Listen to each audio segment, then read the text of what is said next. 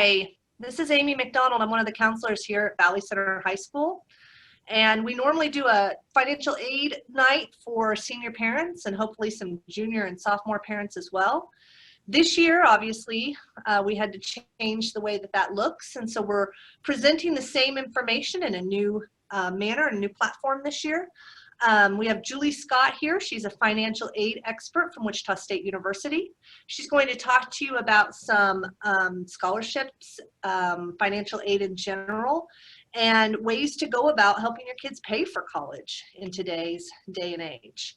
Not just for Wichita State University, although she would love it if your student attended Wichita State University, but for any college, particularly those in Kansas, as the process is very similar. The presentation tonight will be approximately an hour, and then we'll have the ability to give you a direct line and an email to ask the experts at Wichita State University questions over the course of probably the next few weeks or even months as the questions arise, if you have questions about some of the financial aid stuff that Julie's going to talk about today. Julie, are you ready? Yeah, thanks, Amy. As always, I just appreciate the opportunity to come out to Valley Center. Amy, as you know, and many of the families in Valley know, my husband and I live in Valley. Our boys go to the elementary and the intermediate school, and we just love the community. And so it's always such a great opportunity to come out and talk to families about financial aid, because we know that it can be kind of a scary subject. It's a little bit intimidating, but that's why I'm here. And so today, what we're going to provide on this video, and what's really great about the opportunity for us to present via Zoom, is that any time tonight that I talk about something that then you want to repeat that or have your student watch it, you can pause the video, go get your student, you can rewatch things. When I give you some of those scholarship tips, those types of things, you can take that opportunity that otherwise you wouldn't have had. And Julie, I might be interrupting you as you go with questions that I know I had as a parent, as I've sent 2 kids off, that I think parents might be coming up with. And so as you're coming across stuff, I may be throwing in some questions. Thanks a lot, Amy. Thanks for being our parent in waiting today. And so tonight we're going to talk about some of the free money, because everyone likes free money, right? Raise your hand, parents out there. We love free money. So we need to talk about scholarships, but more importantly, we need to talk about how to win those scholarships. And so I've got some great tips for you that we'll be sharing later on. I also need to talk about the Fafsa. The Fafsa is the free application for federal student aid. There's a couple of changes on the Fafsa that have happened in the past couple of years. And so we're going to talk about how do we understand the application? When do we need to do it? What happens if we get selected for something called verification? What do I do then? How do I submit all the extra documents?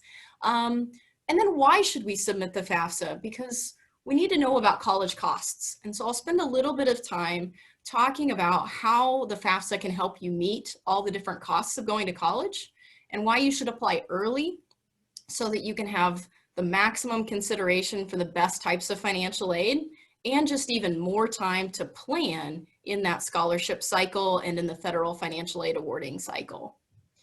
Then we'll have some expert tips with regard to financial aid awards and scholarships, as well as then we'll give Amy some time to ask those questions if they didn't pop up during the regular part of today's meeting. So, and I do want to go ahead and provide you with the email address that you can send us any questions to. It's at the bottom of all of our slides. It's finaid, F-I-N-A-I-D @wichita.edu. Again, that's F-I-N-A-I-D @wichita.edu. And you can also reach us 24/7, 365 days a year. We have agents on call available for any questions at 316-978-3430. And you really can ask us some pretty generic questions, even if your student's not interested in Wichita State. We just want to make sure students know they have financial aid resources out there. Another resource I wanted to add in is if you know what college your student is going to go to, for sure, the financial aid office at that college can give you specific information about the process there and anything you might need. That's part of the job at the financial aid office of every college, is to help you and your student with any questions you might have. You also may call any of the 3 counselors here at Valley Center High School. I'm not an expert as Julie is, but I can help with the smaller questions. And so if you think it's a pretty small question or a more of a generic question, feel free to give us a call or an email as well. Yeah, and Amy, you mentioned a really good opportunity that families might have some more questions that they need to ask maybe in a more private setting. And so we are offering Zoom financial aid sessions and virtual appointments. So we can do those over the phone, or we can do those on Zoom if you're comfortable with that as a family. It's kind of nice because the student can be in one location, parent in another, and we all Zoom together. And so parents and families can schedule those at wichita.edu/finaid APPT, so like appointment, and they can get those sessions scheduled with us. So tonight, let's start off by talking about scholarship opportunities, right? Scholarships come in so many different forms. Scholarships might be merit-based, and what that means is that those scholarships are based on someone's academic credentials, or maybe they are a really great flute player in the band. They might be based on your ability to write a really great essay, all those different merit-based types of opportunities. And so that's what the majority of scholarships that we'll see. It's based on maybe a GPA, a high school class rank, how well you did on that ACT or SAT test, those types of things. There's also athletic scholarships. We often hear about those. They're not a very large portion of the scholarships, though, at universities. The vast majority of them are merit-based. And you might then find those scholarships within the college. For instance, at Wichita State, we have a College of Engineering and we have a College of Business, and there's scholarships awarded specifically within those colleges. And even then, more fine-grained than that, there's scholarships within the individual departments. So from the College of Engineering, you might have scholarships within the Department of Aerospace Engineering or Mechanical Engineering, or perhaps back in business, we have accounting and those types of things. We also have a wide variety of scholarship competitions where students might compete for various scholarships. At Wichita State, we have one of the largest scholarship competitions in the entire state. We used to be the biggest, we're no longer the biggest, but we call it our Distinguished Scholarship Invitational.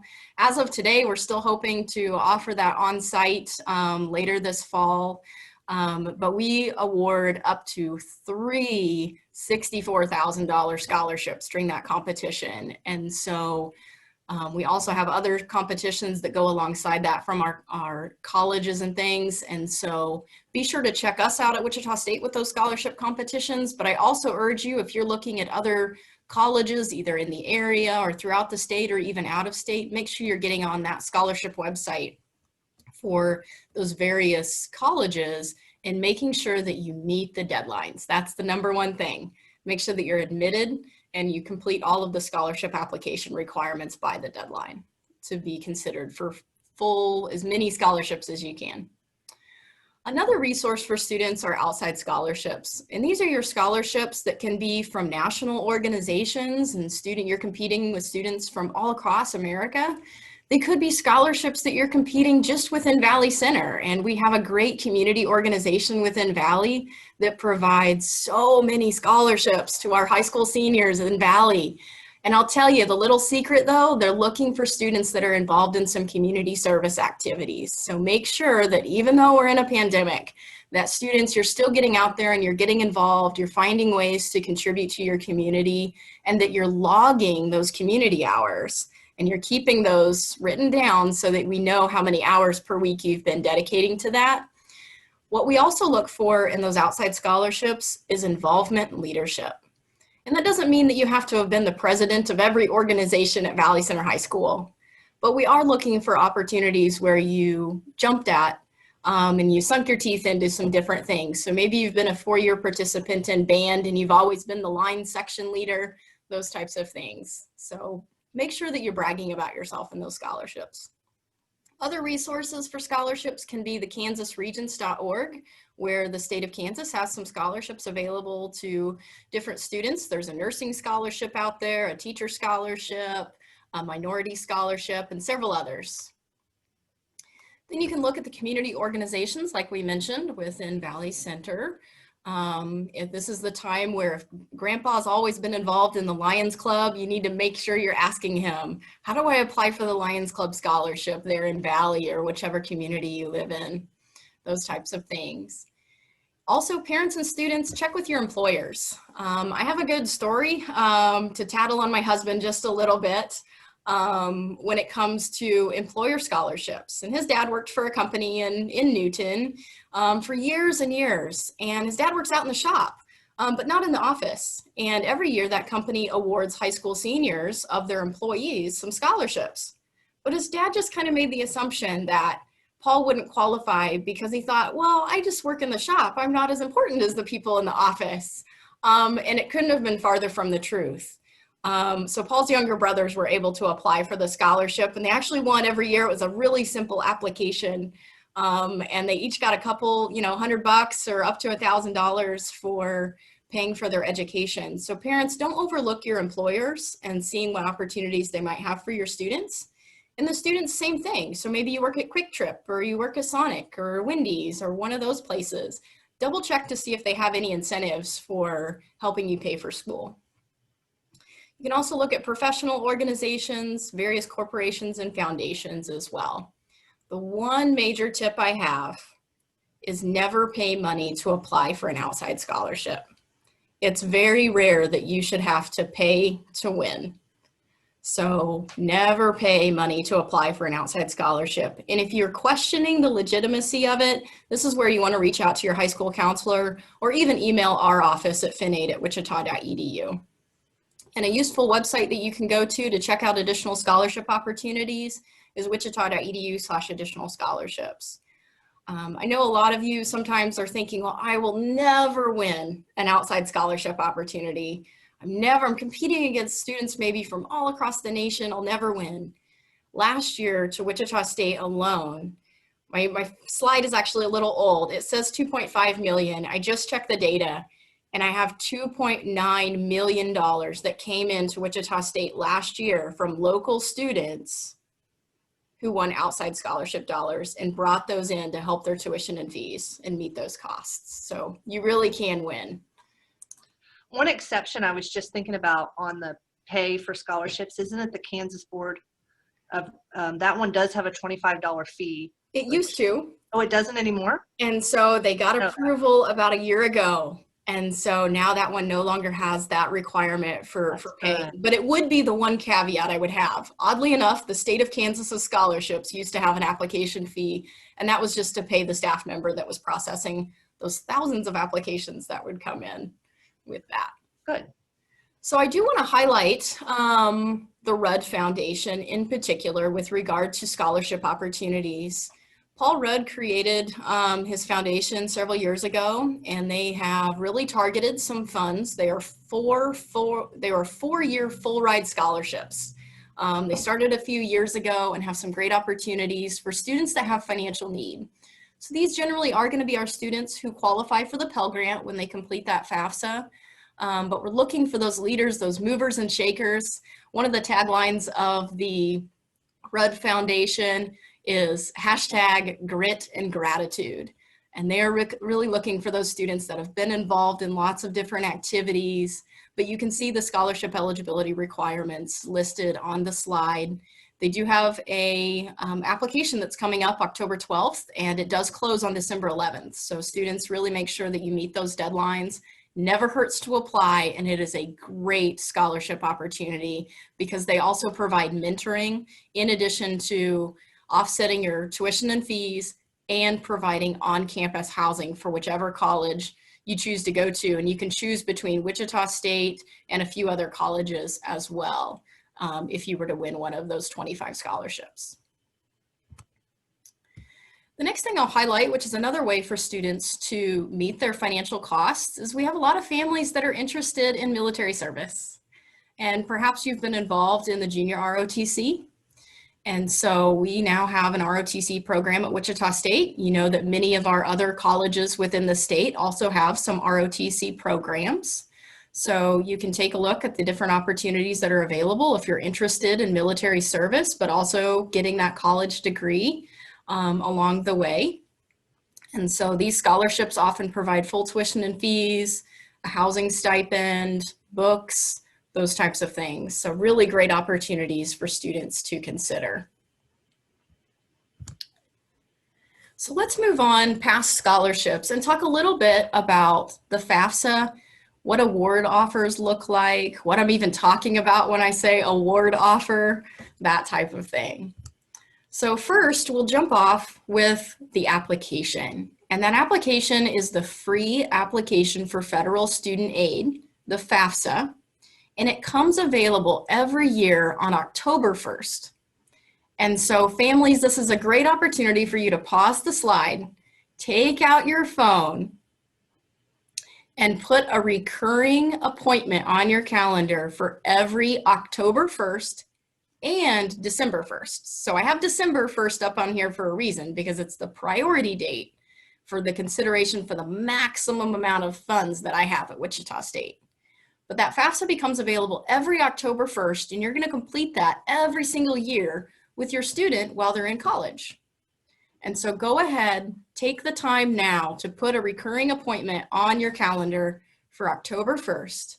And families, I want you to invite your student to that appointment. So every October 1st, you're gonna have a little mini party, either at your house or via Zoom doing the FAFSA, so you can get that FAFSA completed and make sure that you have it all done, everything wrapped up with a cute little bow by December 1, which is that priority date for Wichita State and a few of the other surrounding schools as well. You can complete the FAFSA at fafsa.gov, and it's really a pretty simple application these days. They even have a mobile app that I'll show you, where you can do it right on your phone and pull in your tax information directly, so you no longer have to manually type all those different little data fields from your taxes. So a few years ago, the FAFSA also changed and had the opportunity for us all to apply earlier. So the FAFSA used to be on January 1, and now it becomes available October 1. And the reason that we're allowed to do that now is that we're using different tax information than we used to. You used to have to wait till you got your taxes done, and mom and dad would be kind of late getting that done, so students would be delayed getting their FAFSAs in. The benefit now is that we're actually using prior year tax information. So for those of you with a senior, you can just look on this handy dandy little chart that one of our advisors made for us in the office. And so you're submitting the FAFSA that is for next school year, July 2021 to 2022. Gosh, that sounds so long from now, but, and you're gonna use your income from the taxes that you guys just filed a few months ago, your 2019 taxes. So that should already be done, and you're gonna just use that same tax information for the FAFSA that you're gonna complete in a few weeks here on October 1st. And junior families, you're going to be looking at that first FAFSA being for 22-23, and the first tax year that you would use is going to be from 2020, this current year. And so that's what we call early FAFSA for that. So each year we use a different year of tax information. So one of the things that you're going to need in order to be able to complete the FAFSA is your federal student aid ID. And the Fsa Id. And this is something that allows you to sign the FAFSA securely, but also to just sign it electronically. That way you don't have to fill out a piece of paper and send it in. I remember back in the day when I completed my first FAFSA, which is incidentally 20 years ago. I'm feeling a little bit older than I used to. And so that very first FAFSA, we had to mail it in, send it off to the U.S. Department of Education, and you would wait 6 to 8 weeks for it to get processed. But nowadays, it allows it to be processed within about 3 to 5 business days in total. But the way you do that is you need to have this Fsa Id. And 2 people need this Fsa Id. So parents, one of you parents needs to sign up for an Fsa Id, and then your individual student is going to create their Fsa Id as well. It replaces the old PIN number. I don't know if some of you remember that. It was a 4-digit number that the Department of Education would initially just send to you and tell you what it was. And then a few years ago, we got to start creating them. But this ID officially replaces that. You get verified within just a couple of days with the Social Security Administration. So it double checks a few things about you. It does check your Social Security number, makes sure you're you. Oddly enough, it checks something called the master death file, which is something that exists with the federal government to make sure that you really are alive still. And it will check your first and last names and your date of birth and make sure that it is relatively correct. So again, students and parents have to create their own individual IDs. And parents, I know some of us, and I have to admit, this is me as well, we got to take off our helicopter parent attitudes for just a little bit. And we need to have our student create that ID on their own. And they really should be the only one who knows that password. And the same with yours, parents. You should not be sharing your ID and password, that username and password, with your student. It is a way that you can apply for student loans. It's a way that you can apply for parent loans. And so it's not really meant to be anything that anyone other than yourself should know that username and password for. Parents, I get this question a lot of, I've got multiple students in college and I created an FSA ID for myself last year. Do I need to create a new one for each of my students? And so parents, you have one FSA ID. You're going to use the same ID for each of your dependents. It's your student who needs to have a unique ID just for them. Amy, any questions on that FSA ID? Not that I can think of. That's the very first step. That's probably one of the hardest struggles. It's just remembering to get that done. You can do it the same time you do your Fafsa as well. Oh, it doesn't take 24 hours anymore? Sometimes if it sees an error, it might trigger an issue, but it works pretty well to do it at the same time you do your Fafsa. But yeah, if you want to do it maybe on September 30th, September 29th, to go ahead and create that ID so that the password is fresh in your memory, that would be a good plan as well. And did you say that each have to have their own email? Yes, they do have to have their own email address. That's a good point. So parents, you're going to want to use your individual email, and then students need to use their own. And I would really recommend at this point that students would create, if they don't already, they should create their own Gmail account or Yahoo, one of the different email distributors that are out there. And as much as we love them using their Valley Center email address, they're not going to use that forever. And so they really need to move on and use a different email to create that FSA ID, because this will carry with them as their FSA ID for the duration of them applying for the Fafsa, as well as if they choose to borrow any student loans, it's the same ID you log in to the different systems to check your student loan balances and things. And the student ID, you lose access to it after you graduate. Oh, the Valley Center email address, yes. So definitely you want to create that Gmail or Yahoo, one of those types of email addresses. So one of the other important things as we get ready to do the Fafsa application is, what information do I need to bring with me in order to fill out the application? And so here's a couple of the items you'll want to have handy. But the nice thing is you're going to be completing that Fafsa in the comfort of your own home. And you can call our office at any time for any help that you run into. But here's the things that make it go a lot faster. And I'll tell you, there's been some Fafsas that I've been able to help families get through, and we are in and out within 15 minutes. Others of them, it might take us 45 minutes, but otherwise it should be a relatively quick process for you to complete that application. So we need to have our Social Security number. So students, you need to know what that is. Students, this is a great time for you to also double check that Social Security card and make sure you know what your name is. I know that mom and dad have been calling you by a different name the past couple of years, but maybe you need to make sure that you know what your given name is, and you know whether you have a middle name and what your last name is. Is your last name hyphenated?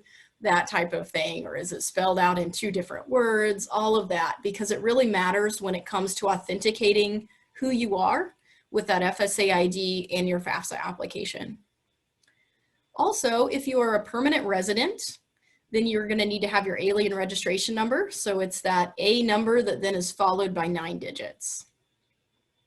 Other things that are helpful to have with you are your federal tax information or your tax returns. Parents of dual income households, I really want to tell you to make sure that you go grab your W-2s, because it will ask you some wage information to delineate the difference between how much parent 1 made and how much parent 2 made. And so we want to make sure that we can differentiate how much each parent made, because it does affect the calculation that the federal government uses. You'll also want to have any records of untaxed income. The most common type of untaxed income is child support that maybe you received. You'd also want to have any records of child support that you paid as well. You'll need to know the balance of your cash savings and checking accounts. In some cases though, families, it's not going to ask you those questions. So the Fafsa has smart logic built into it that really, based on some income levels, some family size levels, it's not going to ask how much in cash and savings and checking you have. But I am going to say that we need all this information not only for the parent 1 and parent 2, whoever's in the household, but we also need it for the student. So students, it will be asking you, how much money do you have in your pocket right now? And if you've got 29 cents left over from the pop machine, that's really what you would put. You really can only put dollar amounts in there. But if you've got $6 in your wallet, that's what you would put on the Fafsa. The other thing that you would list on there are any investments.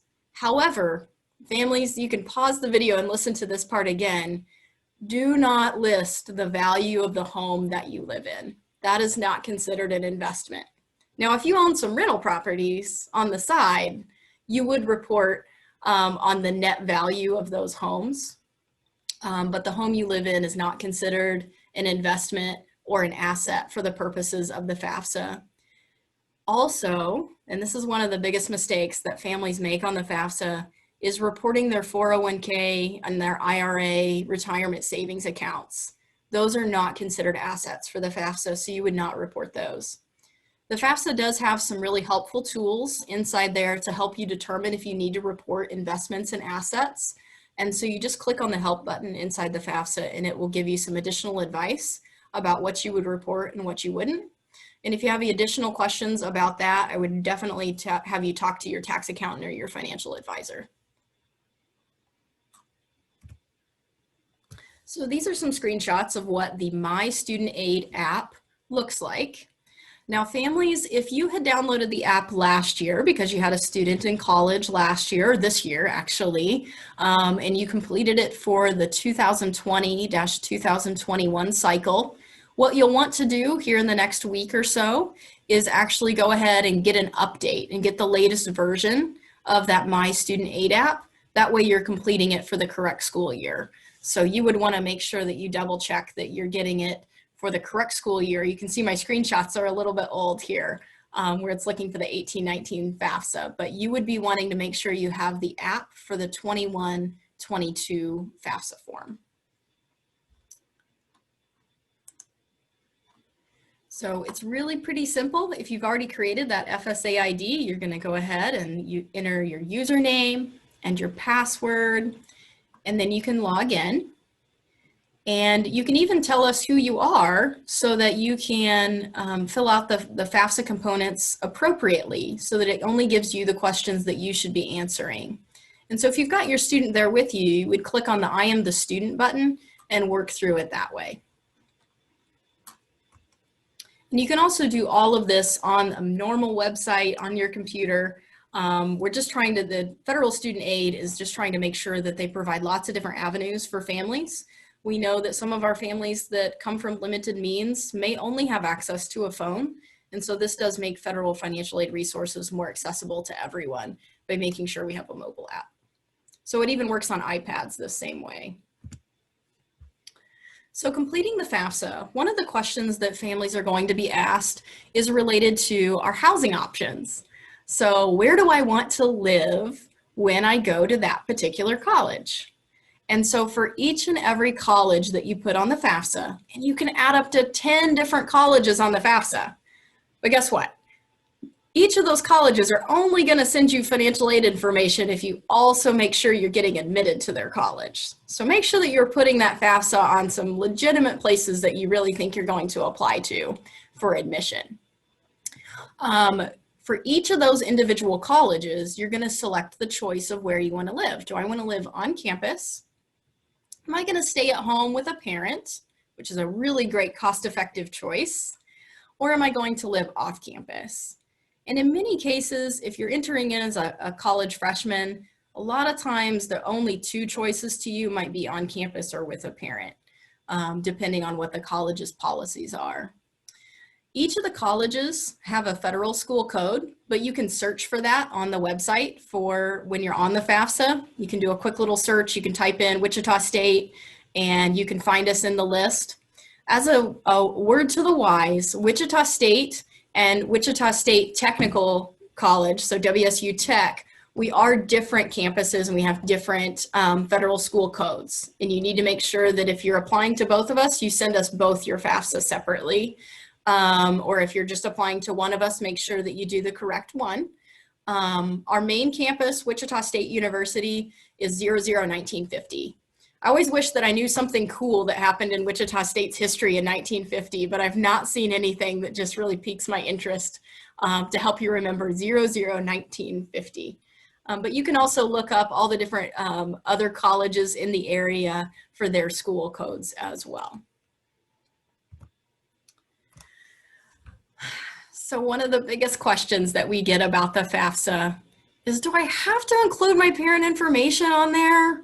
My parents said that they're not going to help with college at all. They said it's completely on me, whether I'm going to trade school, technical school, or a university or a private college, public college. Do I really have to include my parent information on there? 9 times out of 10, folks, the answer is going to be yes. And the FAFSA is going to ask you some questions to help determine if you need to include parent information on there. Most cases, your answers are going to be no to all of these questions. And if your answer is no to all of these questions, you're going to be considered dependent, meaning you are dependent on your parents, and therefore we're going to need to include their information on the FAFSA. And parents, I know one of the questions burning among you right now is, well, which parent do we include on the FAFSA? Because we have separated household, we're divorced, we're remarried, all of those different things. And so we do have a slide, and we'll get to those questions in just a moment. Now, an independent student is someone who doesn't need to include parent information on the FAFSA. And those questions that are on the right-hand side, they would be someone that is answering yes to one of those questions. So this would be the case where you're over the age of 24. We have a lot of returning adults coming back into school now, and so they don't have to provide parent information on the FAFSA. If you're a veteran, you have that able to be proven on your DD-214 that you're a veteran. If you're an active duty military, and this would be that, again, you've got proof on a DD-214 that you've actually been called to active duty in the military services. If you're married, now students, this is not a really good reason just to go get married. I've had that question come across the financial aid office desk before of, well, should we just get married so we can be independent and not report our parent information on the FAFSA? There's lots of great reasons to get married. Being independent on your FAFSA is not the reason to get married, though. So not singularly the choice. If you do, as the student, have children that you are providing the support for, so you are providing 50% or more of that child's support, or you're a student that has other dependents. So I do have some students that are here at Wichita State who have dependents. Their parents are their dependent. The student is the major breadwinner. I see that more alongside of our graduate students, but we do have some students that are in that situation, or maybe they're the legal guardian for another individual, maybe a younger sibling or something, and they've been out on their own. If both parents are deceased, you would be independent. If you have been in foster care past the age of 13, you get to be independent We don't need to go tracking down parent information if you have been in foster care at some point past the age of 13. This is our opportunity to make sure that you have the resources to go to college, and that college really is for you if you've been in the foster care system past age 13. If you're in a legal guardianship and there's court documentation to support that, again, you're independent. If you're an emancipated minor, or in the case that you are homeless or at risk of homelessness. And so those are cases that, especially with homelessness or at risk of homelessness, we really want to encourage you to get into your counselors at the office there in Valley Center and make sure that they're aware of that circumstance. There's extra documentation that they can help us provide to college financial aid offices, as well as different resources that they can connect you with if those are the circumstances that you're facing. So in addition to financial aid opportunities, we want to make sure that you have all of those resources available for you. There's something called the McKinney-Vento Act, and Amy and all the other counselors at Valley Center know all about the resources that are available to students to help you keep you on your feet and keep going to school. So the burning question that many of you have: who is the parent for the Fafsa? So here's every little bit of the information you should need, but this is also the question I know that some of you are going to email us at finaid@wichita.edu, and that's okay. We know that you have some more personal circumstances around this question, so feel free to ask us. But I'm going to go through each of these points on here. If parents are living together, regardless of if you're married, but if parent 1 and parent 2 are living under that same household roof, we need to provide their combined financial information, okay? Even if mom and dad or our parents never chose to get married, we're gonna report both of those on the Fafsa if they live under the same roof. If our parents are divorced or separated, you're going to include the financial information for the parent in which the student lived with most during the past 12 months. So if I mostly live with mom, then I'm going to report mom's information on the Fafsa if my parents are divorced or separated. Now, the most common question that I will get at the end of financial aid nights is, I live with mom and dad the same amount of time. I live week 1 with mom, I live week 2 with my other parents, and I just switch back and forth, or Mondays I'm with one and Tuesdays I'm with other. It's literally 50-50. So the Fafsa has a next little helper question that they give for an answer of, like, if both parents, if you lived with them equally, absolutely equally, then you would report on the parent who provided the most financial support. So at that point, if you're having trouble deciding who was 51% and who was 49%, think about the Christmas gift you got, or think about who bought you the nicer sweater, the Xbox, that type of thing. That would then be the parent that you would report on the Fafsa for that particular question. The next question that we get is related to if my parents are remarried. So if they have gotten divorced, my biological parents, for instance, or my adopted parents are divorced or separate or divorced, and now they have remarried, you do have to provide the step parents information on the Fafsa. So if it was determined that I live with my mom the most and my mom is remarried, I need to include that step parents financial information on the Fafsa. Now, there's also some people who are not considered parents. Grandparents, aunts and uncles, siblings and cousins, unless they legally adopted you, they will not be reported as your parent for the Fafsa. So if you're living with your grandparents, perhaps you're under a legal guardianship. Remember, go back to the previous slide where it talks about you being an independent student under a legal guardianship, that type of thing. And as a reminder, foster parents and legal guardians are also not considered parents for the Fafsa. Okay. Amy, are there any follow-ups on the parent question? We might even loop back around at the end. One of the things I hear the most that's the biggest myth is that it has something to do with who claims them for taxes. Oh, yes, that's such a great question. Has nothing to do with who is claiming for taxes, because parents, guess what?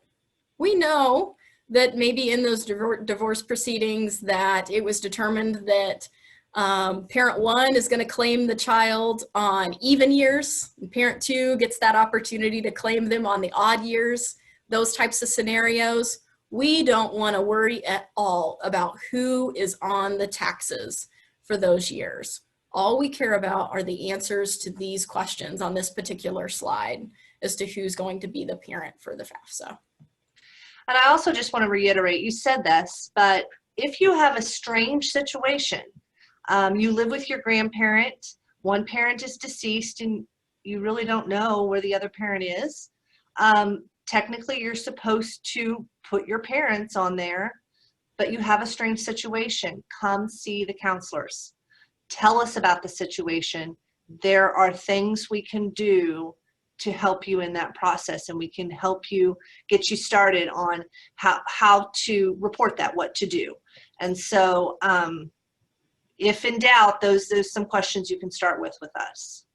And Amy, I appreciate you bringing that up. I think it really highlights the partnership that we have with all of our area counselors at the high schools, where this is the time of year I start getting questions, phone calls from our high school counselors, kind of running through these scenarios of families that have different situations and things.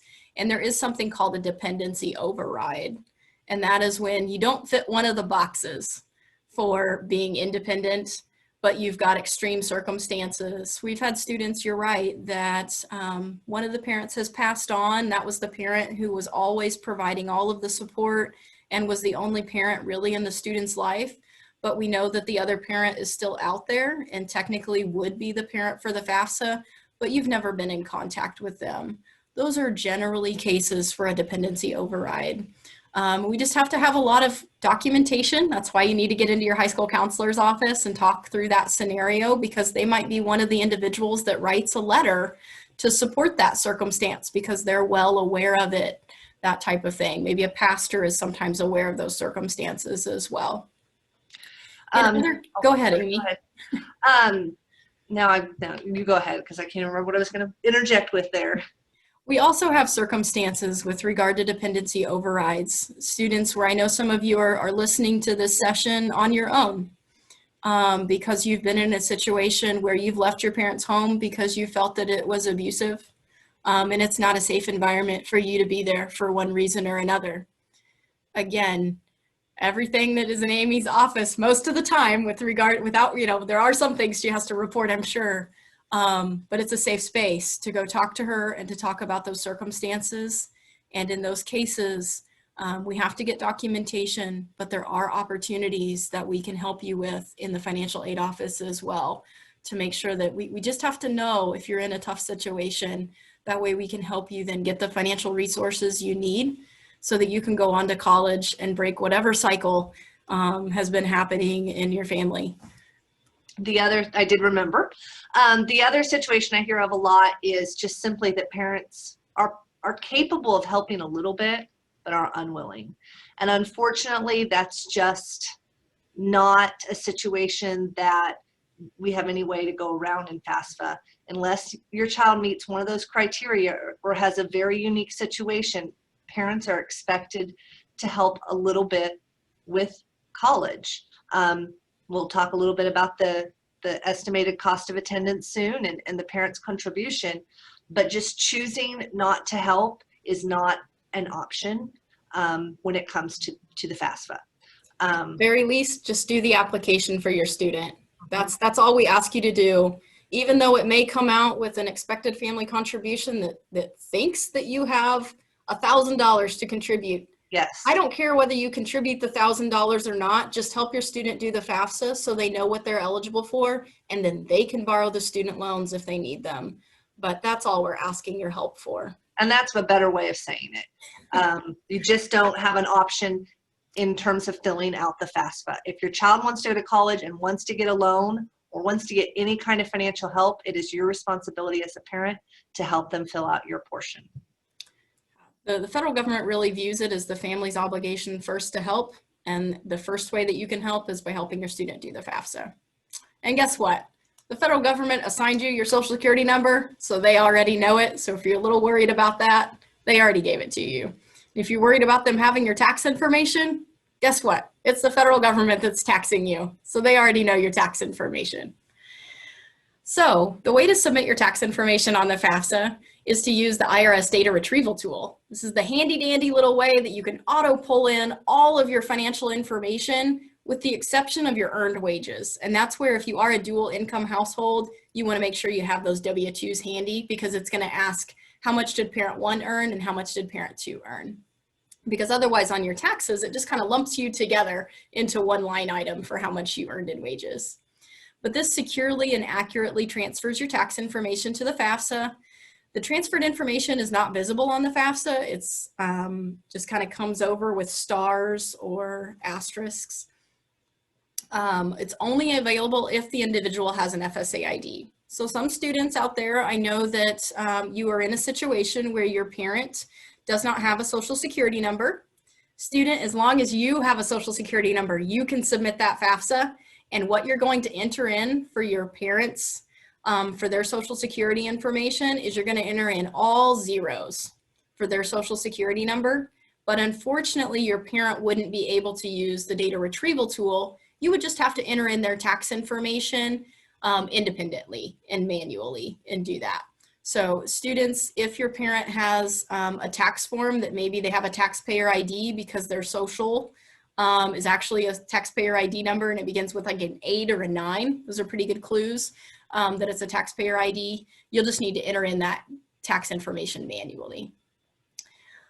Just a word to the wise, a little note about amended returns. So if you had to amend your taxes, you may not necessarily be able to use the data retrieval tool. They've got it now that sometimes it still pulls in, but you might be asked to provide additional information to the financial aid office. So just make sure that you have that updated tax return that you can provide us that information if asked. So once you've submitted the FAFSA, one of the things that it comes up with as a result is this middle item called the EFC, the expected family contribution. And that's really the result of the FAFSA. It is a number based on a formula. And if you were to do that formula by hand, I promise you it's like 8 pages long and it is super fun. We are required in our office to do one by hand. We call it a hand calc every single year, just so we have a great appreciation for computers and what they can do for us. But at the end of your FAFSA, once you submit it, you should get that result of an expected family contribution. This is kind of like the measurement of a family's financial strength to help with college, but it doesn't necessarily mean that you have to pay that amount. It just means that that's going to help financial aid offices determine who do we need to provide the most financial support to, which families have the most financial need. And so we have a formula on our side that helps us calculate financial need so that we target some of our need-based scholarships to the students who need it most. Maybe it helps us target some of our limited grant funding, our work study funding, those different types of resources to the families who need it the most. So we take something called the cost of attendance for our particular college. And let's say that that college overall costs $24,000 for a single year to go to that college. And that might include tuition and fees, room and board, books, housing, any incidentals for personal supplies, all of that stuff. And let's say that that's $24,000. Then the expected family contribution, the result of the FAFSA, was $11,000. That means that that family's remaining financial need for college is $13,000. So as a financial aid office, I could then award some of our need-based funds up to $13,000 between scholarships, grants, one of our need-based types of loans, that type of thing. Financial aid is really meant to just be a supplement when your own family's resources are not enough. But I will tell you that regardless of whether your family has financial need, you're eligible for a student loan. So even, I always joke that even Bill Gates' daughters would qualify for a student loan. They'd be crazy absolutely crazy to borrow that student loan because they absolutely don't need it, at least from my perspective. But every family that fills out the FAFSA and meets all of the other eligibility requirements could still qualify for at least an unsubsidized direct student loan. So just so you know, financial aid is really common. 68% of the students at Wichita State receive financial aid, and that's right on par with where we are as a nation and about how many students choose to utilize financial aid resources at their individual colleges. It's the normal thing. We know that families have other expenses that you're paying for and things. So financial aid is something that's pretty normal for families to utilize. But what are all the different ways that we can pay for college? Well, of course, families just in the privacy of your own homes, you can raise your hand if you're related to Warren Buffett or Bill Gates, and they've already promised Jeff Bezos' ex-wife, they're all just going to pay for your education. Good luck with you and with all of that. Of course, you can pay out of pocket if you've got those resources. Maybe you've been able to tuck money away in a 529 college savings plan. You've got cash, you've got savings, you're going to sell one of those rental homes and use that to pay for your students' college. It's a great plan, and you can absolutely do that. I'll tell you, though, that most families are going to dip from each one of these little buckets on this screen, or they're going to dip from various buckets on this screen, and it's going to be kind of a conglomeration of the various types of ways to pay for college. So you can pay out of pocket, or you can pay a little bit out of pocket and then use one of these other resources, such as tuition discounts. You'll see tuition discounts a lot of times at our private colleges, but even our state institutions have tuition discounts as well. For instance, I have some tuition discounts for our foster care students. I have some tuition discounts for our out-of-state students from particular cities that we're trying to grow in hopes that they will come to Wichita State from maybe Oklahoma City or Texas, in the hopes that maybe they're going to stay in Wichita and in the state of Kansas and continue to work here and grow our economy. So we do offer tuition discounts in that way. Just double check with your college that you're interested in and what tuition discounts might be available. We've already talked about scholarships, but those can come from the federal or national resources. They can come from the state, and they can come institutionally. And then we have grants. Grants are free money, money you never have to pay back, just like a scholarship, but it goes to our students with the most financial need, to the families who otherwise may not be able to afford to go to college. This is going to come from the federal government. The most common one is the Pell Grant. The next most common one is something called the Federal Supplemental Educational Opportunity Grant. And it's a mouthful, all to say free money. Okay, so anytime you get a grant, just make sure you still are taking the right number of credit hours or classes to be eligible for it, but you want to accept those grants. We also have a state grant here in Kansas called the Kansas Comprehensive Grant. It's a great opportunity to keep great, awesome minds of Kansas students in the state of Kansas going to college and investing in them. And that Kansas Comprehensive Grant is available at our 4-year colleges, including not just our public institutions, but our private colleges as well. And then institutions themselves, those individual colleges might have grants. For instance, I have something called the Cedric County Access Grant. And this is a grant up to between $250,000 and $4,000 to offset the cost of tuition and fees at Wichita State for families that might otherwise not have the financial resources to meet those tuition and fee costs. And so I'm very excited about some of the families I was able to help recruit to Wichita State from Valley Center and the surrounding area in Cedric County, where we're able to keep those students locally to go to college. And we know that if they stay local, maybe you can still live with mom or dad for the next couple of years and not have to pay the cost of living in a residence hall when you go off to another city to go to college, for instance. Another type of financial aid is work-study employment. This is where you work on campus at the college and you get a paycheck for the work that you do. So this comes from the federal government. I love hiring work-study students in our office. We have 6 of them who work in the Office of Financial Aid. We have a myriad of other campuses or other departments on campus that hire work-study students. We like to hire them because you save my budget. And so in a year where budgets matter because the state funding is dropping, that type of thing, I need students who are going to get their wages paid by the federal government. And so the federal government actually covers about 75% of your wages. And as my department, I only have to come up with about 25% of those. One of the important things about work study, though, when you're looking at financial aid award offers from all those different colleges, most of the time you need to earn that money and you get a paycheck. It's not really something that helps you pay your tuition and fees up front when that bill's due. So just kind of keep that in mind of what you really need to have up front to help still cover your tuition and fees.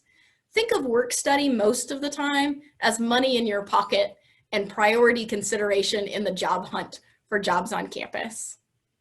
I think that's the biggest myth again, is when families see work study on their award letter, they assume that a job is guaranteed to them. It's not, it's just a priority status because campus personnel want to hire you because it helps with the wage. And I've also seen at some of the at private schools, sometimes I've seen that work study amount look bigger than it probably is ever going to be. They may be promising you a lot more work money than you could have time to work. And so be very careful when you're looking at that work study on your award letter, and make sure it's amount that you're willing to work and that you're willing to go out and find the job to get paid that. Yeah, those are excellent points about work study. And you're right that it's not a guaranteed job, at least not at my institution. A few colleges across the country do offer guaranteed employment, but it's really up to the student to go out there, fill out the job applications. We use a program called Handshake at Wichita State for students to apply for on-campus jobs. And students, the other question we get with work study is, when can I start applying for work study jobs? Students, the minute you graduate from Valley Center, or even in that month of May when you're getting ready to walk across that stage, because we are crossing our fingers for an awesome graduation ceremony next year, you can start applying for jobs at whichever college you have applied to, been accepted to, and you have, you're interested in working on their campus. Do most college applications, if it's on campus, have a place where it's marked that you're a work study recipient? Yeah, it's a great question. Usually there's a little box that you would just check mark on your application for whichever offices you're putting in an application to. And then we really handle everything on the back end of it. Students, there's no difference in how you're treated as a student employee when you're on work study. It really just is how you're paid in terms of the back end of what the accounting side of things looks like in the financial aid world. But the nice thing, parents, about work study or any on-campus job, guess what? We are all campus professionals. We work in higher education, and we know that your student is here to go to school first and foremost. And so if they're looking a little down one day, we're going to ask them how they're doing. It's an extra adult who is checking in on your kid, checking in on their mental health, checking in to see how their finals are going. Do they need extra time off for their finals? Can we be flexible with their schedule because they have a study group that popped up, or they have an extra project this week? Can I be flexible in the hours that they're going to work? All those opportunities, we're going to be here to understand that they are students first rather than employees. I don't know that all your other surrounding community organizations and employers are going to be quite as understanding that they've got a final coming up and they need to adjust their schedule. So we also offer just great professional development for your students. So lots of opportunities for them to get experiences working with customers in some of our offices, or doing research alongside of our professors. So always look at campus opportunities for employment if you can. So the last item on here is the one that we all dread, right? Because we hear student loans and they get a bad rap in the media sometimes. Well, there are two different types of student loans. There are ones that actually the student borrows, and the student themselves is the only one on the hook to pay them back.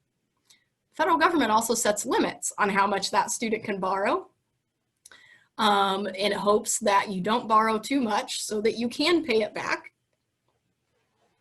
And there are also parent loans, and these loans are available either through the federal government.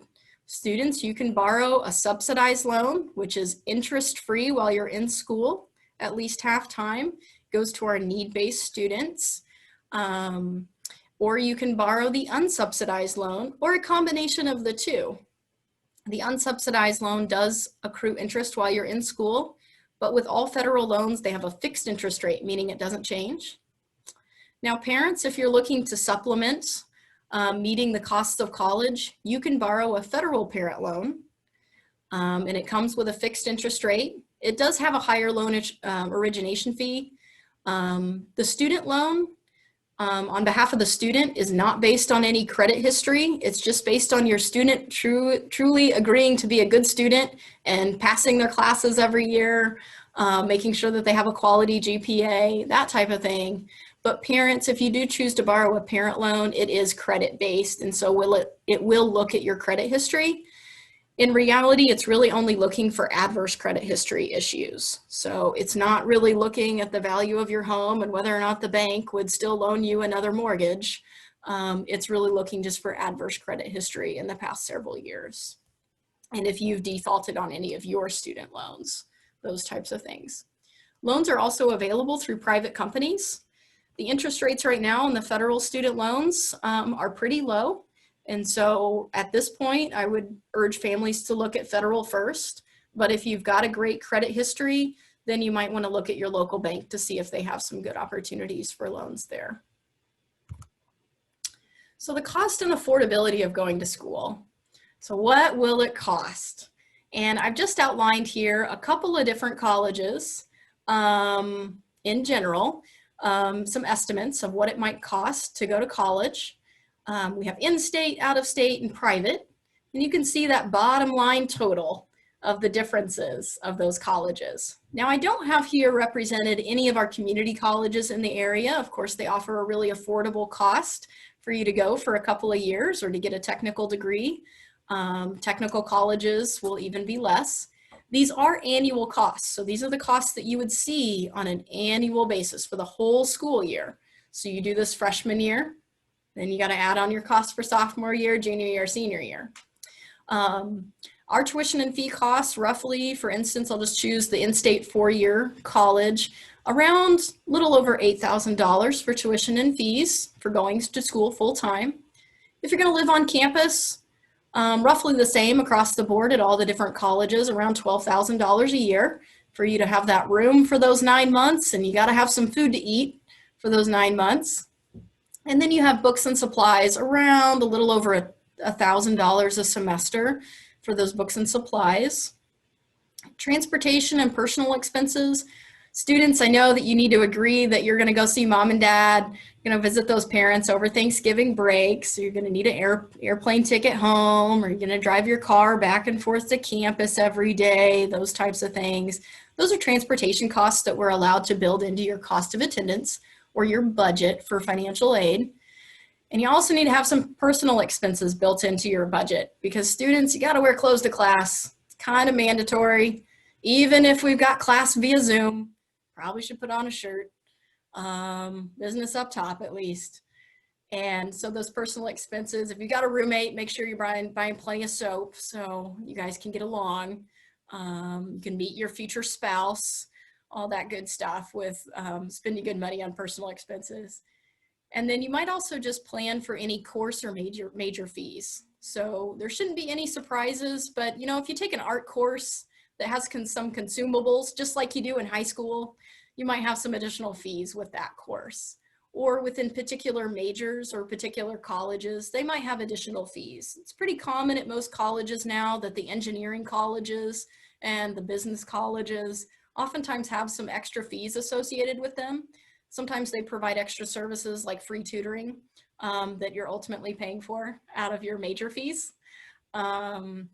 But just look at those for across each college to determine so you know what to expect with that. So what is it actually going to cost me? So I gave you really big scary numbers on the previous slide, and hopefully you guys are still with me and didn't give up on looking at these costs. But what's bottom line am I actually going to get billed by the university or the college that I choose? Well, you're always going to get billed those tuition and fees. You're always going to see those on your bill. And if you choose to live on campus, you're going to have on-campus housing charges. And if you have a meal plan on campus, you're going to have those meal plan charges on your bill, as well as those course and major fees. So you really could be looking at maybe between $18,000 to $31,000 if I'm living on campus. If I'm not living on campus, maybe I'm just going to have tuition and fees. So the previous slide talked about direct costs. What am I actually billed? Indirect costs are just those additional costs that you might incur as a family by having a student in college. That's, I probably need to buy some books for class so I can be successful, or I can buy the electronic books for 1/3 of the price, that type of thing. Or I can go on Amazon Prime and get really good deals on books, chegg.com, some of those really great resources where you can rent your textbooks. Or you can go and get the personalized service at on-campus bookstores. They are great and the staff are phenomenal to help you make sure you got the right version of the book so you don't miss out on that kind of thing. But other indirect costs might be, guess what, families? Even though I'm not gonna bill you for the fact that they are living in your basement there in Valley Center. I promise, I'm not billing you for that at Wichita State, but I know that your student is still eating all of those flaming Cheetos, right? Is that the new thing lately, is still flaming Cheetos?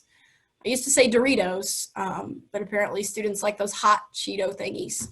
And so they're eating all your food, they're eating you out of house and home. You're providing them a house, hopefully rent-free for them. So we know that though as a family, you're still paying your mortgage. So we still build that into the cost of attendance, but I promise we don't bill you for that. And we know that you still have transportation and personal expenses as well, like we talked about. So how do we fill the gap? This is the point at which you get that financial aid offer letter, and we're looking at what is my financial aid going to look like? Well, if I qualify for a grant, maybe it's going to look like the first column, where I have some gift aid. Maybe I've got a scholarship in there, plus my Pell Grant, plus the Kansas Comprehensive Grant because I applied early. Maybe I also have work study. Remember, work study is not going to help you pay that tuition bill, though. I'm going to have to earn those dollars later on throughout the semester. And then I'm going to borrow a student loan, and that comes to $18,000.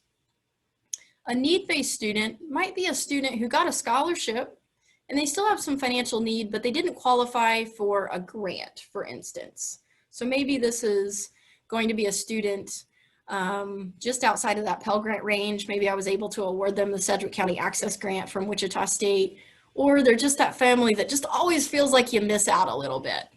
Well, the good news is you could still qualify for work study, and the hope too is that you would qualify for our subsidized student loan in addition to the unsubsidized student loan. Our non-need-based student, this is going to be our family that has a lot more financial strength, at least on paper or based on the electronic Fafsa. They still got their scholarship that they earned. Maybe they have a merit-based scholarship, and they're still going to be offered those student loans. And the reason I stuck $5,500 on that student loan section is because those are the student loans. That's the maximum that you can qualify for as a freshman student. Now, the other ways to meet that gap, let's say that the cost is $20,000 and I'm that need-based student in the middle and my financial aid and resources are $14,000. My parent then could choose to borrow a federal Parent Plus loan for $6,000. But families, really double check to see how much do you really need. Just because I'll let you borrow all $6,000 doesn't mean that you actually should. With any of our student loans or with any of our parent loans, just because we offer it doesn't mean you have to take it. You can always say no. The same thing with work study. You can decline that offer and say, no, I've already got a great job, or no, my family's able to support me enough that I'm not going to work my first year in college. But with the student loans, you can always just borrow a portion. And if later on during the semester something happens and you need to borrow a little bit more when you didn't borrow all of it on the front end, you can come ask for a revision and we can increase the amount that you borrow. Other ways to meet your costs, a lot of colleges now offer tuition payment plans. So you pay a little bit up front and you pay a little bit down on the cost, and then they split it into usually 3 equal payments throughout the rest of the semester. And then you turn around and you do that same thing the next semester. Housing often offers the same thing with those housing costs for each semester. It'll go onto a payment plan. Maybe you're going to pull some money from your 529 plan or your savings account. Students, my task for you is to get a summer job. And the bigger part of that task is to save as much of that summer job money as you can. And what I'm talking about is like 50%. Can you save 50% of your summer job payments or paychecks and tuck it away for college? Maybe it's not even just a summer job. Maybe it's a job you're already working now. But could you commit to saving 50% of your paycheck and saving that for college for next year? If you can't do that, students try to think about, could I at least save $1,000 for books between now and next August when I start college? So put that little bug in your students' ear, parents, that they should try to save at least enough for their summer or for their books from their jobs that they're working. And then apply for additional scholarships. So how do we interpret the offer? These are some of the questions that we should always consider. Scholarships. What percent of the cost does it really pay for? Many of you have started applying to a lot of our private colleges, which are phenomenal places to go to college. Even our state universities, of course, we're all offering scholarships out there. But you need to think about what percent of those costs is that scholarship really going to cover. A $10,000 scholarship looks great, but is that $10,000 for my first year? Is that $10,000 split up over all 4 years? Is it renewable? How much does the college really cost? A $10,000 scholarship sounds great, unless the college costs $50,000 a year. And so just think about, what do you really have to pay after that scholarship? We talked a little bit about whether or not it's renewable, and what does it take for that scholarship to be maintained and to be renewed each and every year? How many credit hours do I need to take? How many classes do I have to take and pass? What kind of GPA do I need to maintain in order to be eligible? We already have discussed work study a little bit. Is this an amount just an estimate? Amy kind of mentioned that she's seen a few colleges out there kind of offer lots of dollars in work study, and it's not always realistic about how many hours it would take for you to earn that full amount of money. And the other question is does it actually help pay the bill, or is this just a regular paycheck that I would get for the hours that I work doing the various jobs on campus that I do? For student loans, how much do I really need? It's a loan. It means you have to pay it back. So really make sure that you're thinking about, how much do I really need? What's the interest rate? What are the terms? What's the grace period in which I get before I have to start making those student loan payments? That's if you're really going to be weighing your options between a federal loan and maybe going to a private bank and getting a student loan that way. Families, weigh your options between student loans and parent loans. Parents, I'm going to tell you, the student loans from the federal government have a cheaper interest rate than the parent loans. Have your student borrow first. If you are really committed to this parent loan thing, that is absolutely fine. But at least have your student borrow the student loan in their name. Even if you choose to be the one that pays it off later, at least you're getting a lower interest rate on the student loan for that period. And then you can supplement it with borrowing a parent loan. And then weigh your options. Go ahead. Onto that. I know we have a lot of fear for loans. I wouldn't have this job right now if I didn't have loans. That's the way I paid for school. That's the way I paid for grad school. One of the positives of taking some loans for your student is if they pay it off in a timely manner, which they should, it builds excellent credit, which can help you get better interest rates for the rest of your life. Yeah, absolutely. And it's just, teaching people to be responsible. If you're going to need to borrow, then let's do it with a federal student loan where there's a pretty good safety net and everything with that. So here's my expert tips and next steps. So one of our expert tips, of course, from good old Albert Einstein is that you've got to work hard for applying for scholarships. How often should I be applying for scholarships? Students, you have Wednesdays. I know you're doing a lot of remote learning on Wednesdays, but guess something else that you could be doing on Wednesdays after you finish everything in Google Classroom or everything after that Zoom session with your teachers and you checked in with all of your periods, all those teachers, is apply for 1 to 2 scholarships a week. I think this would be a great session, Amy, for the students to be assigned as an assignment to apply for scholarships, and they can check mark it off Google Classroom for themselves. But If you want to win, you got to put in the work. You got to apply. Another tip is writing our scholarship essays. And families, I always mention the 3 Ps.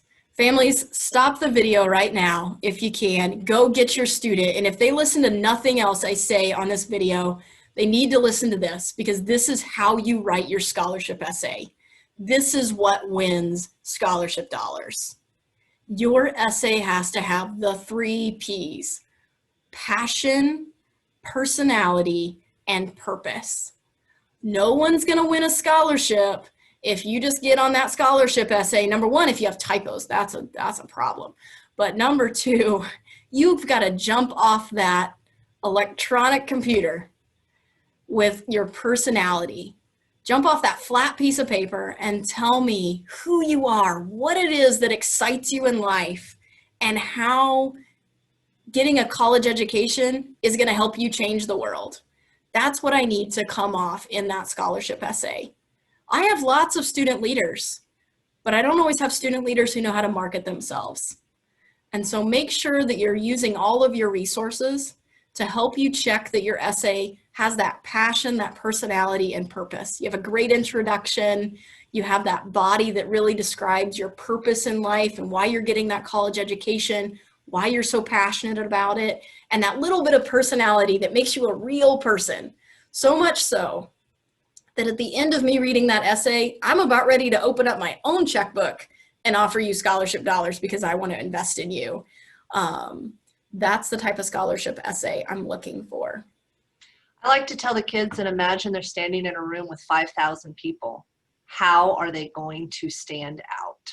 Yeah. Because they're competing against a lot of other essays. It's not just about how well it's written. And I'm saying that as an old English teacher. Yes. Although I do really like some commas in the right spots and periods, proper capitalization, no misspelled words. Double check, all of our English teachers there at Valley, I know, would love to take some time to read your scholarship essays. If it's not an assignment, I know sometimes in English classes it will be for senior year or even junior year. But take the time, ask anyone you can find there at the high school to read your scholarship essay. Teachers will bend over backwards to make sure they help you with these scholarship essays. Counselors too. Counselors too, yes, absolutely. There's something called an activities chart. And many of us use this on our scholarship applications because this tells us so much about you beyond can you write a good scholarship essay, and more about your personality. It tells us what you've been involved in. It tells us how you spend your time, and especially how you give back to your community. So it gets to tell us who you are beyond a test score and a GPA. So if you don't have a strong GPA and you don't have a strong test score that's going to get you into Harvard, that activities chart is what's going to make the difference. What were you doing outside of the classroom and outside of studying for the ACT? How hard were you working on the track team, cross country, football, band, all of the different community service organizations that exist in the surrounding area? What have you given your time to? And have you also risen to different leadership positions within those organizations that you're involved in? Those are the types of things that you'll put on the activities chart. People want to invest in people that are going to give back to the community. Yeah, absolutely. You can kind of think of an activities chart a lot like a resume of all of the things that you've been involved in. So it's outside of you could even put your job experience on there, but it's kind of like an academic and community resume. So what do I need to do to be ready for the fall semester? Families, if you do nothing else tonight, outside of listening to my 3 Ps of passion, personality, and purpose, and creating your Fsa Id, you need to start sitting down as a family, and you need to start talking about college costs. You need to have the conversation of who's going to pay for what? What are the responsibilities you want your student to have? What are the responsibilities you're willing to have? Are maybe you at least willing to commit to paying their tags and taxes and insurance on their car while they go to college? And you'll pay their health insurance, but maybe tuition and fees are on them. make sure that you're having that conversation. I've had lots of families come up with creative ways that they motivate their students to do their part and cover costs. I had one family say, we put tuition and fees on the student and we said we'd cover housing. The reason they chose to do that is that they said that if their student got scholarships, that was going to motivate them to get more scholarships, because then they had less that they needed to come up with tuition and fees for the student themselves. So they said, we'll allocate all the money for housing, but tuition and fees is on my student. Families, if you're listening and watching this and you've got a freshman in high school, it's never too early to start having these conversations. It's also never too early for them to apply for scholarships. The American Legion has an oratorical contest that students as young as high school freshmen can apply for every year. It's easy as giving a presentation. But it allows your freshmen to start to think about, what is it going to cost to go to college? And what do I need to do now to be saving and be ready for what it's going to cost? And how do I craft myself into the individual that's going to win the scholarships so I have less to pay for in the long run? But planning how to finance that college degree is really a more important part of the college application process than it ever used to be. We know that college costs are going up, but you really have to start having that family conversation of who's going to pay for what and what expenses are left.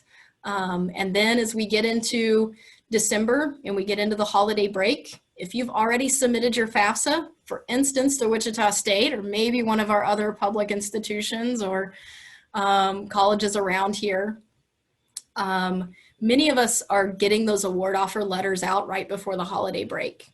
And so you can have great conversations as a family looking at that financial aid offer and determining, what do we need to plan for the following 8 months after December. So from January to August, before you step foot on that college campus, what is it that your family needs to plan for? So other next steps to be thinking about, students, if you're getting admitted to all the various different institutions and colleges, you need to start checking your email from those colleges because opportunities pop up. Sometimes we have additional scholarship opportunities for some of our programs. We have a Passage Scholars program at Wichita State for our minority students to get involved early, get extra mentoring and advising, and it also comes with some scholarship dollars attached to it. And students will start getting emails about that, usually in like April and May, about applying for those different types of scholarships and resources. So I'd imagine that if we're doing that type of thing at Wichita State, guess what all the other colleges are probably doing? They're probably emailing your student too. There's a big reason though that I need you to start checking your emails at the different colleges.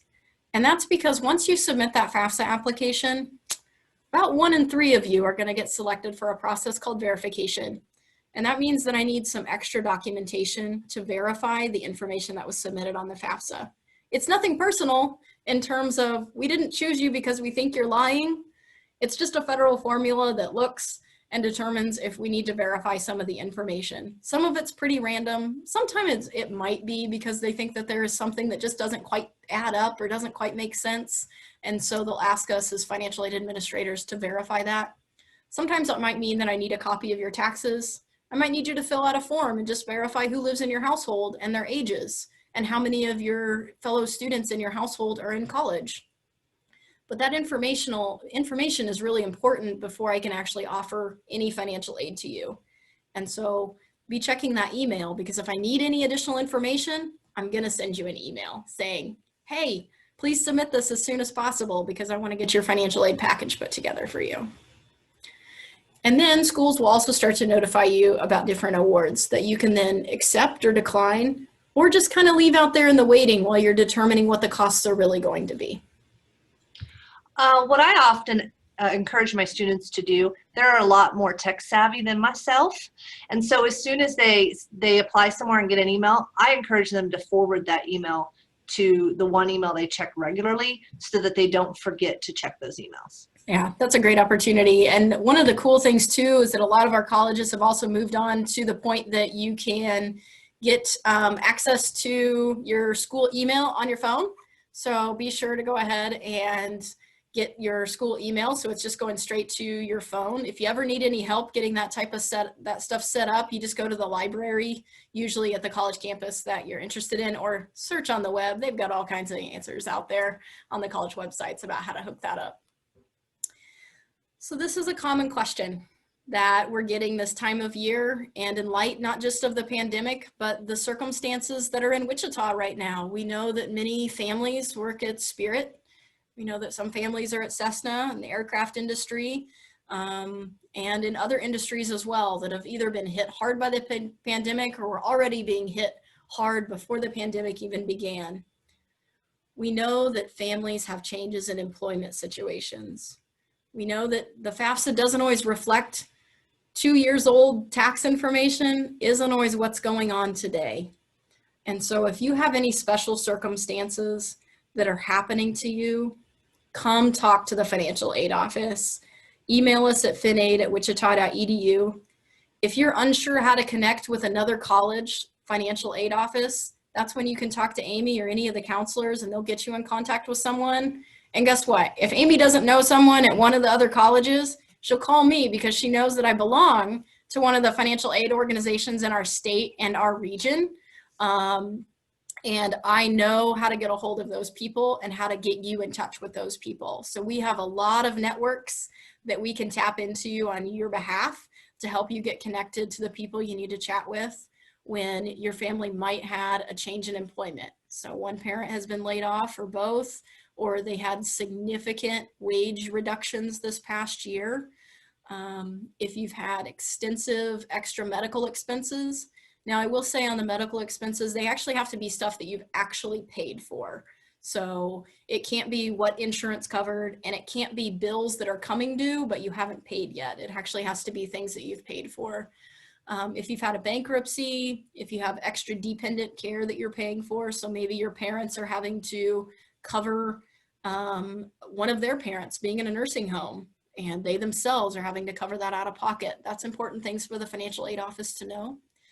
If you had one-time income, or if you changed jobs and you rolled over your 401k, but on your taxes, it makes it look like you made a lot of money one year, come talk to the financial aid office and we can help pull that rollover money out as long as you just rolled it over into another 401k. We can help with all of that.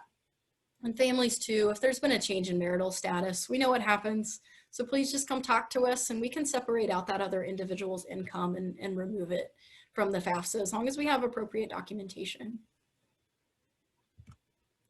So the final thoughts I'll leave you with before we move on to any additional questions that Amy might be asking on your behalf is that really meeting those educational costs requires a balanced approach of really combining what do you have personally, what can you contribute as a family, and what can you combine that with federal resources. So students, what can you contribute? Remember, I tasked you with making sure that you try to save 50% of your paychecks or at least $1,000 for books. Parents, what could you be setting aside? Maybe in lieu of a holiday gift this year or a birthday gift for your student, you give them cash and you open up a savings account for them and you encourage them and help them start building a budget and at least give them that gift of helping them learn how to budget their money. Families, this is even a good opportunity for you to start showing your students what it costs to run your household. You don't have to show them your entire mortgage. You don't have to show them the entire amount that you pay in rent, but show them the electric bill. Show them how to write a check. Show them how to balance the budget. Those types of things. Those little financial skills are what's really going to help your student be successful, not just once they go off to college and they're managing their student loans, but it's going to help them manage their money for life. So Amy, are there any additional questions? I will. I'll get to the questions in just a second. I wanted to add one more element. I've heard in my office over the years, over and over again from parents as they learn the price of college, because it's much different than we went years ago. It's a lot more expensive, and it's startling sometimes the first time you hear the numbers because you haven't heard them in years. We are so lucky to have Wichita State in our backyards. if you're not able to send your student away and pay for the living costs, you still have the opportunity to send them to Wichita State University for 4 years, have them live at home, and you're looking at a maximum of $40,000 if they get no scholarships or anything else. That in loans is doable, even though it would be an expense. It's not much different than what I paid in loans 25 years ago. It is possible, and you should never say college is impossible for your kids at this time, because it isn't, especially if they can live at home. If they can live at home, they just got a $60,000 scholarship over the course of 4 years. Maybe it's not an ideal situation, but I can't stress enough that because we have Wichita within 15 minutes, every student at Valley Center has the opportunity to get a college degree. Absolutely, Amy, and I appreciate the shout out for Wichita State. Of course, we've got WSU Tech in our backyard as well as several community colleges, and we're a very successful transfer destination for students as well. So sometimes we know that community colleges are really the right step, the first step for students, the best way to be successful and step into the college environment, and then come to that 4-year university after a couple of years, maybe even just after 1 year. A lot of our students get so much college credit while they're in high school that they're already a year ahead coming in. They won't even need 4 years. They're going to be out of Wichita State in 3. I would say a lot of our students get a 4-year degree in 3 years. That's okay. Incredible. What other questions I had, you answered just because you are a wealth of information. But one of the questions I had is, if I don't apply for financial aid this year because I make a late decision or whatever, will that affect my eligibility for financial aid in subsequent years?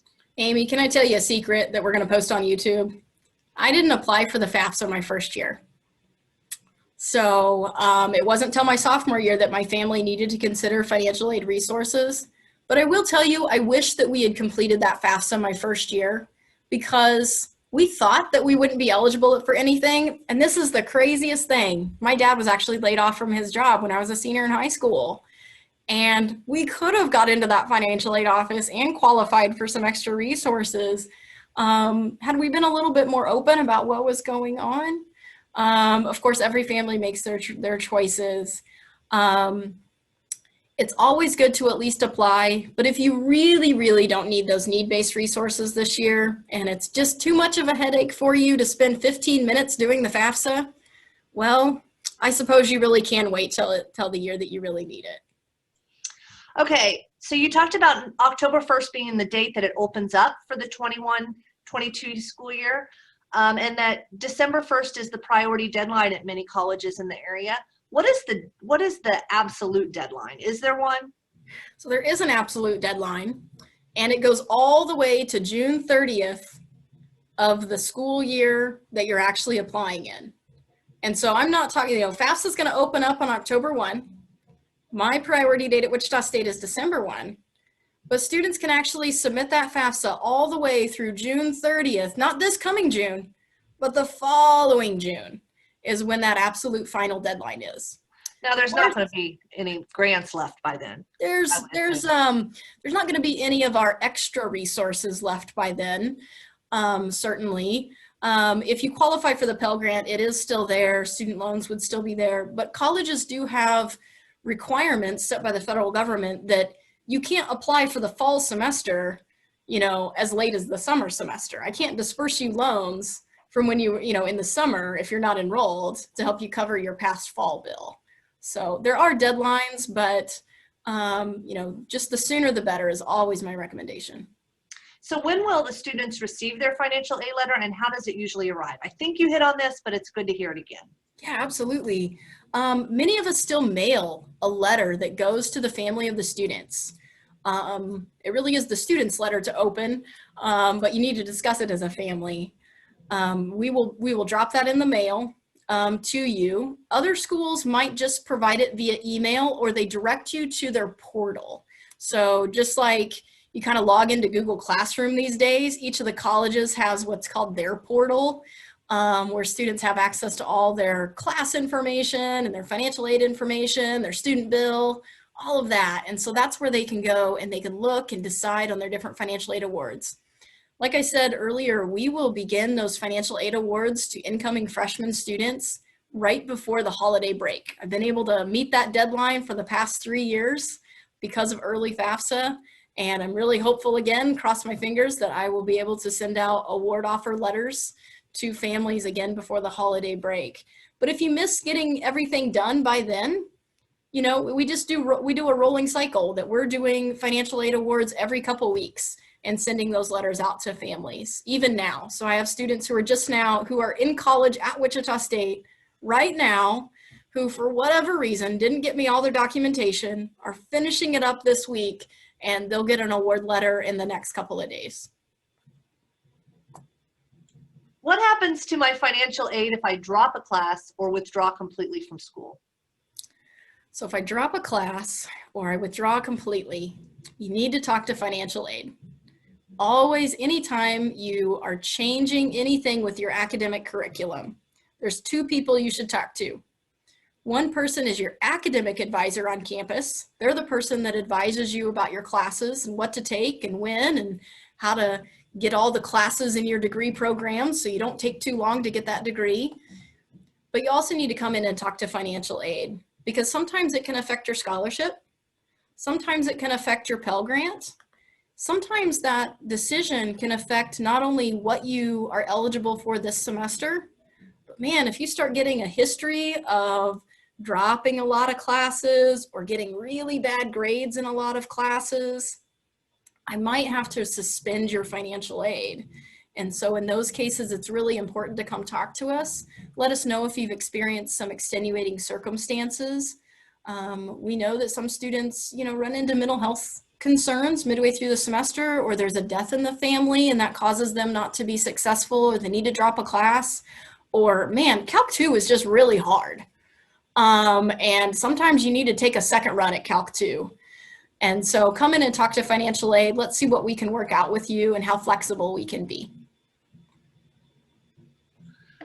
My last question you answered as well. Just a reminder that you have to complete FAFSA every year that your student's in college for every student that's in college. So you answered all my questions, and I want to thank you again for being a wealth of knowledge. I've listened to your presentation now. This is my 5th year, and I continue to get new information every year, and you help me be a better resource for my students. So I really appreciate that.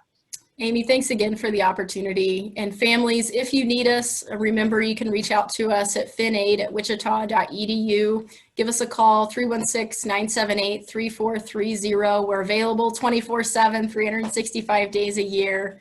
Valley Center families, have a great school year. And thank you very much for watching today.